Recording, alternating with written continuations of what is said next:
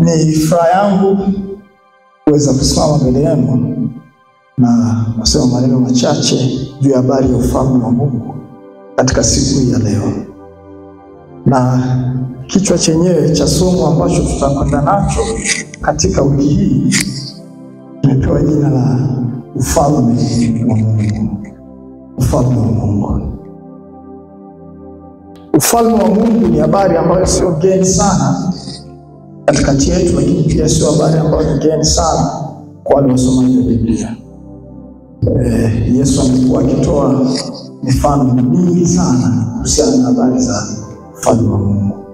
Na hata kuna wakati wanafunzi walifuata Yesu wakamuuliza, Bwana, mbona unanena na watu kwa mifano? Na Yesu akawajibu akawaambia kwamba mimi nimejaliwa kuzijua siri za ufalme wa Mungu. Kwa maana alikuwa anasema kwa mifano ili watu wasijue. Kuna baadhi ya watu Yesu alitaka awafiche siri za ufalme wa Mungu, lakini kuna watu alitaka awaambie waziwazi, nao ni wanafunzi wake. Mtu ambaye anakuja kwenye ibada katikati ya wiki ni mtu ambaye kweli amedhamiria kuwa mwanafunzi wa Yesu. Kwa katika wiki hii tunakwenda kujifunza habari za ufalme wa Mungu, sio kwa siri, kwa waziwazi. Maana Bwana Yesu anajua kwamba hasa hapa anazungumza na wanafunzi wake, kwa hata zungumza kwa siri. Ufalme wa Mungu unaweza ukautafsiri kama ni utawala wa serikali tukufu ya Mungu kutoka mbinguni hadi duniani kupitia watu wake, yani waamini. Ufalme wa Mungu ni utawala wa serikali tukufu ya Mungu kutoka mbinguni hadi duniani kupitia watu wake, yani waamini wa Mungu. Kwenye neno la Kiingereza ufalme huwa tunasema kwamba ni kingdom. Limetokana na maneno mawili, king ambaye ni mfalme, na dom limetokana na neno linaitwa domain, ama eneo ambalo mtu anatawala ama watu ambao anaowatawala. Kwa hiyo mfalme yoyote lazima awe ana eneo anaotawala na watu anaotawala. Mfalme kwa mujibu wa elimu ya serikali tukufu ya ufalme wa Mungu, mfalme mwenyewe ni Mungu. Mungu ni mfalme. Lakini Biblia inatufundisha kwamba Yesu ni sura ya Mungu asiyeonekana. Yesu ni sura ya Mungu asiyeonekana. Kwa asili tunajua Mungu haonekani, lakini Yesu, Biblia inatufunulia kwamba ndiye sura ya Mungu asiyeonekana. Na kusihi ulishike sana hilo, kwa sababu ndio msingi wa neno nitakalo kwenda kufundisha kwa siku ya leo. Biblia inasema katika Injili ya Yohana mlango wa 1 mstari wa 18 kwamba hakuna mtu aliyemwona Mungu wakati wowote. Mungu Mwana pekee aliye katika kifua cha Baba, huyu ndiye aliyemfunua.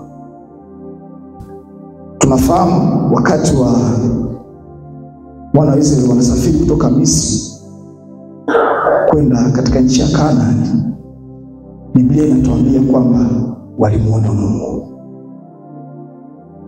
Lakini katika Injili ya Yohana anatuambia jambo jingine la ajabu kidogo, kwamba hakuna mtu ambaye kumuona Mungu. Kwa sababu gani?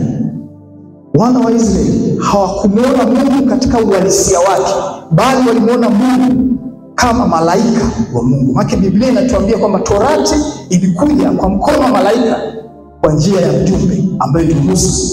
Kwa wana wa Israeli walikuwa hawajawahi kumuona Mungu kabisa, kwa sababu Mungu alikuwa bado hajafunuliwa katikati yao. Kuna umuhimu sana wa kuweza kutambua umuhimu wa Yesu kama Yesu peke yake katika ukuaji wako wa kiroho, kwa sababu wakati mwingine huwa tunachanganya baadhi ya fikra za Musa tukifikiri kwamba ndio ufunuo wa Mungu halisi. Kumbe ule ulikuwa ni ufunuo wa Mungu kwa ajili ya taifa la Israeli kwa wakati ule kwa njia ya malaika. Maandiko yanatufunulia kwamba Yesu ndiye Mungu na yeye ndiye sura ya Mungu asiyeonekana. Maandiko yanasema kwamba katika Waebrania wa kwanza mlango wa 3 inaendelea kumfafanua Yesu kama ni mng'ao wa utukufu wake Mungu. Tunapozungumza habari ya mng'ao wa utukufu wake Mungu, lazima ujue kwamba kuna utukufu wa Mungu uliodhihirika kwa kupitia Torati, na kuna utukufu wa Mungu uliodhihirika kwa kupitia Yesu Kristo mwana wa Mungu. Utukufu wa Mungu uliodhihirika kupitia Yesu Kristo mwana wa Mungu ni utukufu wa kiwango cha juu. Ndio maana hata Yesu wakati anatenda kazi zake, wana wa Israeli wenyewe walikuwa wanasema haijapata kutokea mtu anayetenda miujiza kama Yesu. Kwa sababu Yesu alikuwa na kitu cha kipekee sana katika utendaji wake wa miujiza na pia katika ufundishaji wake. Tunapozungumza utukufu wa Mungu, ni heshima ya kiwango cha juu na ubora wa kiwango cha juu cha utendaji kazi wa Mungu.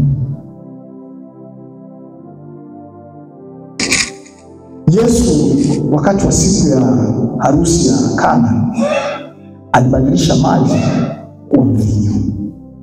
Yule mgeni mkuu wa siku hiyo alivyoonja ule mvinyo, aliona kwamba mvinyo umetengenezwa katika hali ya kiwango cha juu. Na Yohana katika injili yake anasema kwamba nasi tukauona utukufu wake. Utukufu kwa sababu gani? Ya ubora wa utendaji kazi aliyokuwa akiufanya. Ubora wa utendaji kazi ndio utukufu wenyewe wa Mungu. Ni muhimu kama kanisa tukaanza kumtazama Yesu kama Yesu, ili utukufu wake ukapata kujifunua katika uhalisia wake. Kwa sababu wakati mwingine huwa tunachanganya kwa sababu gani? Yesu mwenyewe kuna wakati kwa mfano alisema kwamba mmesikia ikiambiwa usizini, lakini mimi nawaambia mtu yoyote amtazamaye mwanamke kwa kumtamani ashakwisha kuzini naye moyoni mwake. Kiwango cha utukufu, kiwango cha kutembea na utukufu wa Mungu kwa mujibu wa Yesu, kwa mujibu wa Yesu Mungu aliyefunua kwa Yesu, ni kiwango cha juu kuliko kiwango cha Torati. Tukibaki katika misingi ya Torati peke yake, tutashindwa kufunua utukufu wa Mungu halisi uliojifunua katika Yesu Kristo. Maana kiwango chake ni kiwango cha juu. Na sio kwa maana ya kwamba haiwezekani. Inawezekana. Inawezekana kabisa. Kwa sababu gani? Biblia inasema kwamba Torati ilikuja kwa mkono wa Musa, lakini neema na kweli kwa njia ya Yesu Kristo. Watu wengi tunashindwa kuelewa hasa neema kutokana labda na lugha ya neema ya Kiswahili labda jinsi au hata wakati mwingine wa Kiingereza. Kwa tunafikiri kwamba neema ni kitu ambacho Mungu anakupa kwa ajili ya kukuruhusu labda wewe uendelee kuishi katika dhambi, au kwa ajili ya kuifunika dhambi yako isihesabike kama ni dhambi. Hiyo sio neema. Hiyo sio neema katika Kristo Yesu. Naomba nifungulie Tito, waraka wa Paulo kwa Tito, mlango wa 2 mstari wa 11 hadi wa 12.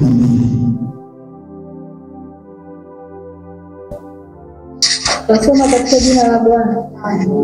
Maana neema ya Mungu iokoayo wanadamu wote imefunuliwa, nayo yatufundisha kukataa ubaya na tamaa za kidunia, tupate kuishi kwa kiasi na haki na utauwa katika ulimwengu huu wa sasa. Neema yatufundisha. Neema yatufundisha. Neema sio kwa ajili ya kumpa mtu kibali cha kuishi katika dhambi, bali neema ya Yesu Kristo tukiruhusu katika kanisa letu kiuhalisia inakwenda kutufundisha namna gani ya kuishi katika utauwa na utakatifu na haki ya kumcha Mungu. Hii ndio maana ya neema. Sio kwa maana ya kwamba torati ni mbaya.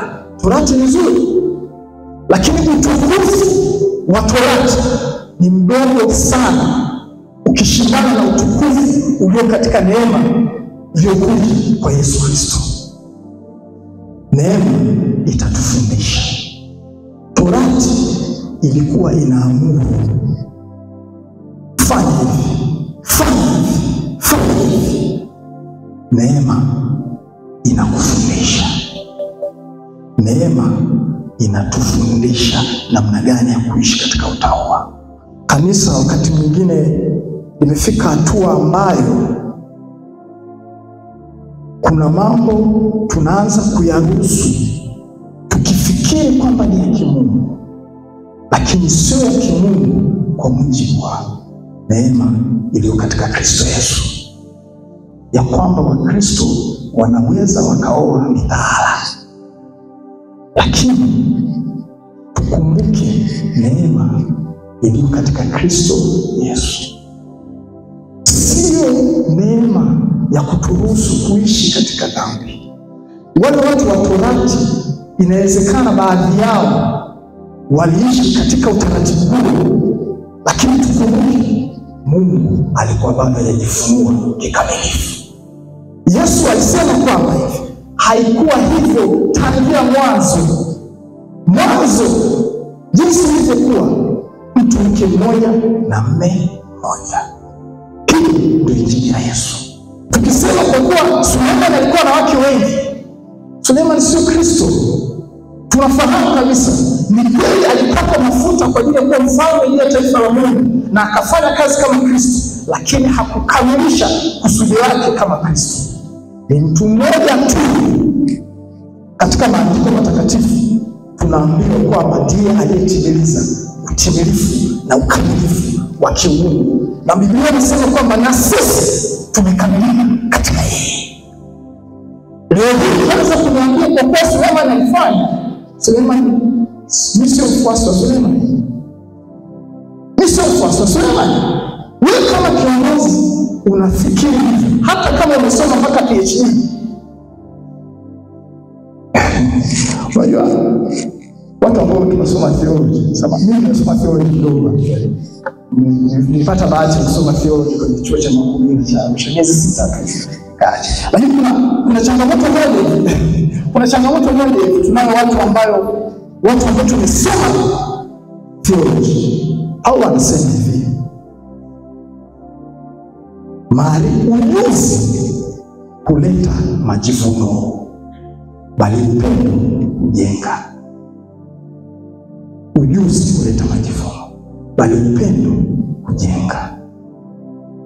Tunatakiwa watu ambao tunapenda theology. Ni mpenzi wa Biblia, ni kitabu changu, napenda sana kusoma, na ninasoma sio Biblia peke yake, ninasoma katika mtazamo wa kitheolojia. Lakini nimejifunza kwamba ujuzi huleta majivuno. Watu waliosoma huwa wanajiona kwamba wao ndio wanajua sana, lakini wanasahau upendo. Mungu si Mungu wa maarifa peke yake, bali Mungu wa upendo. Utukufu ulio katika Kristo Yesu, tukitaka ufunguke katika maisha ya kanisa, lazima tumsome Yesu kama Yesu, na tumtazame Yesu kama Yesu kwa upekee wake. Kumtazama utukufu wa Yesu, anakutana na mtu ambaye ana ukoma. Anamwambia, Bwana, ukitaka kunitakasa waweza. Yesu ananyosha mkono wake, anamwambia, nataka, takasika. Hakuna kelele nyingi za kwanza kusema Baba, maneno machache tu, nataka, takasika. Utukufu ulio katika Kristo Yesu ni utukufu mkubwa. Musa katika torati yake alisema, wenye ukoma watengeni, wenye ukoma watengeni. ikitokea wametakaswa, kulikuwa kuna taratibu yake ya kurudishwa katika maeneo ya watu wa kawaida, lakini sio katika Kristo Yesu.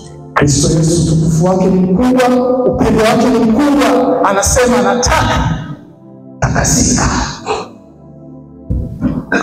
Huo ndio utukufu na mng'ao wa Yesu.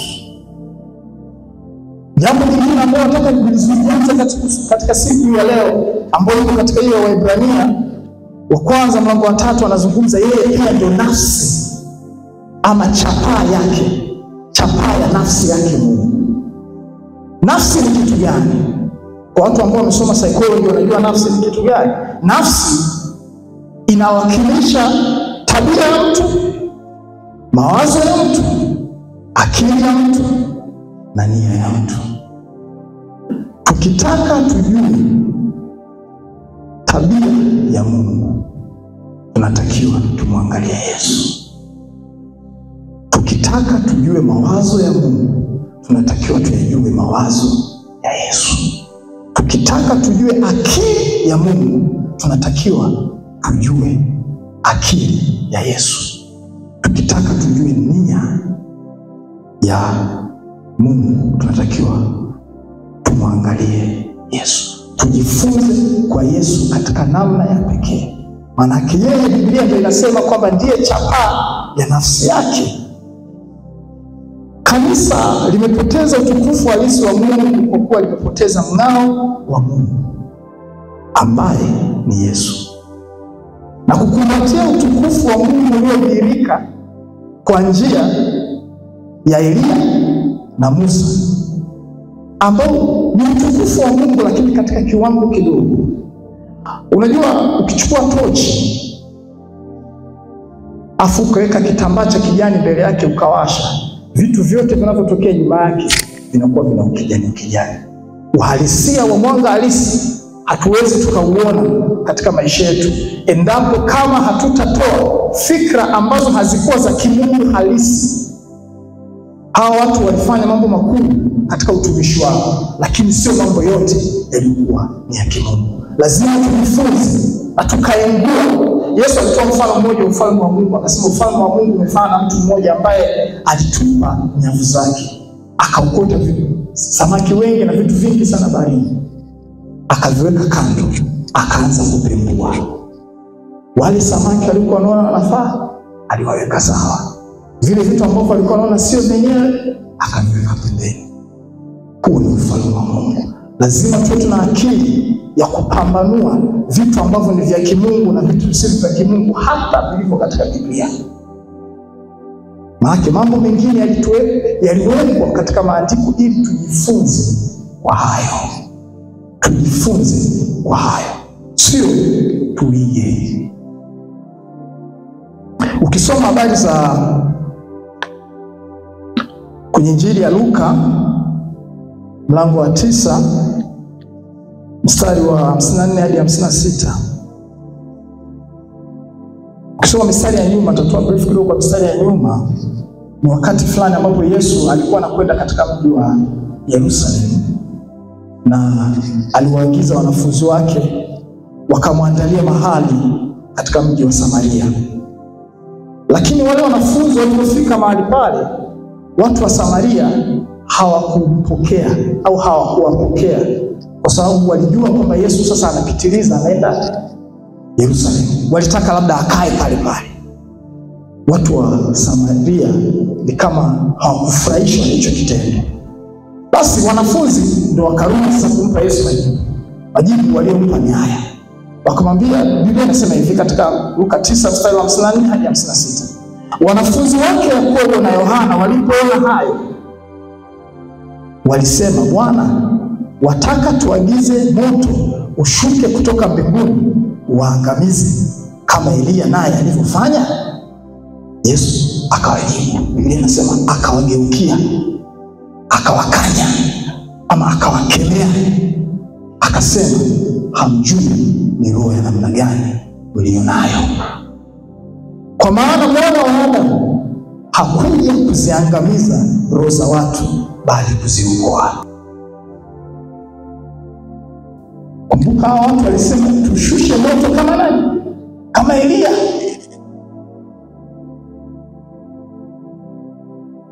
Na Yesu akawauliza, hamjui ni roho ya namna gani mlionayo?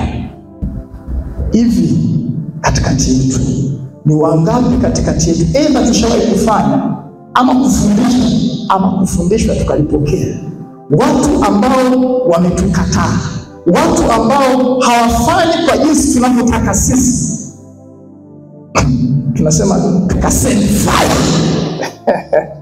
tukatuma moto wateketeze. Inawezekana tushawahi kufundishwa hivyo, lakini inawezekana pia hata sisi tushawahi kuomba hivyo. Teketeza wachawi wafe, teketeza watu wa mizimu wafe. Yesu anatuuliza, anasema, hamjui ni roho ya namna gani ndiyo nayo?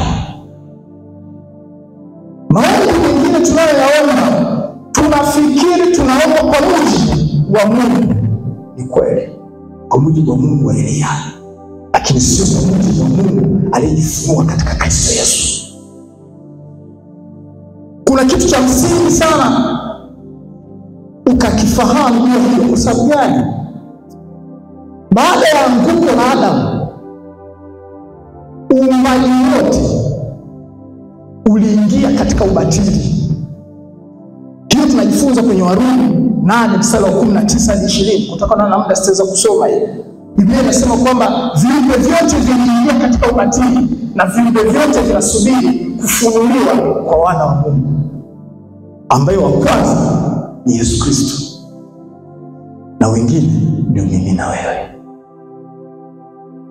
Tunajifunua kwa mujibu wa uhalisia wa utukufu wa Mungu. Tunaposema viumbe vyote, kwa lugha nyingine unaweza ukafahamu ni viumbe vyote. Kwa maana hata kuna baadhi ya malaika ambao tunawasoma katika vitabu vya kale, hawakutenda kazi sawa sawa na utukufu uliofunua katika Kristo Yesu. Ndio maana katika Agano Jipya tunaambiwa kwamba tutahukumu hata malaika. Elia, ukisoma Biblia kwenye, nafikiri ni Wafalme wa Kwanza, ukisoma mlango wa kwanza utaona hii story ambayo alishusha moto kwa ajili ya wale askari waliotumwa kumuita aende kwa mfalme. Alishusha moto, nafikiri aliteketeza askari kama 150 katika ilikuwa 50 katika awamu kama 3 ama 50 katika awamu 2. Ile awamu nyingine alijieleza hata vizuri kidogo kwa unyenyekevu ili akasema okay, sawa sawa, ndafanya. Lakini Biblia inasema kwamba alikuwa ni malaika wa Bwana, alikuwa anamwambia. Yesu anasema, hamjui ni roho ya namna gani mlionayo. Tujifunze kwa Yesu ili utukufu wa Mungu uonekane. Yohana mlango wa 12 mstari wa 47 anasema, na mtu, Yesu, akiyasikia maneno yangu asiyashike, mimi simhukumu. Hebu tutafakari upendo wa Mungu katika Kristo Yesu. Mtu akiyasikia maneno yangu asiyashike, mimi simhukumu. Mimi mara ya kwanza nimesoma hili andiko, nafikiri siku hiyo nilishia hapo, nikasiku nzima nikawa natafakari hicho kitu. Kwa sababu tunafikiri kwamba kama mimi mtumishi wa Mungu, Mungu amenipa neno juu yako, wewe usipolipokea, fire, moto, mabaya yatakukuta. Sio Yesu.